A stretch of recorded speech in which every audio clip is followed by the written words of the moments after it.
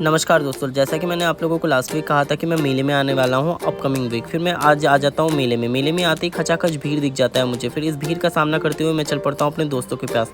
फिर इनके पास आके देखता हूं कि अनुज भाई भी आ पहुंचे हैं नेपाल से। उसके साथ साथ सवाज भाई और रिकेश भाई भी थे यहाँ पे। फिर हम यहाँ पे जगन्नाथ जी का दर्शन कर लेते हैं। उसके बाद हम चल पड़ते हैं आगे की ओर। आगे की ओर निकल पड़ते हैं, ये काफ़ी सुंदर सुंदर पुतले दिखाई पड़ जाते हैं, पर हमारे तो कोई बच्चे ही नहीं, हम किसके लिए ले।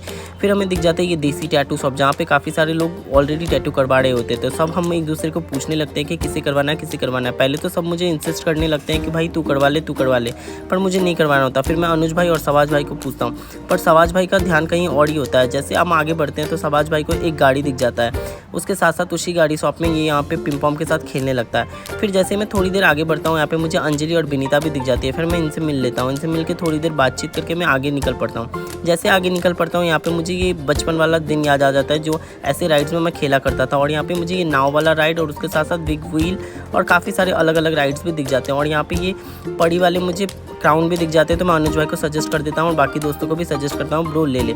फिर यहाँ पे हम कुछ बातचीत करने लगते हैं। बातचीत करते करते हम पहुँच जाते हैं यहाँ बिग व्हील के पास। बिग व्हील के पास आते ही देखते हैं काफ़ी खचाखच भीड़ होता है, तो हम सोचते हैं कि थोड़ी देर बाद चलेंगे। फिर मैं यहाँ पे रोहित भाई को काफ़ी ज़्यादा मिस करने लगता हूँ। मेरे साथ साथ सभी बोलते हैं कि वीडियो कॉल लगा के उसको भी दिखाते हैं।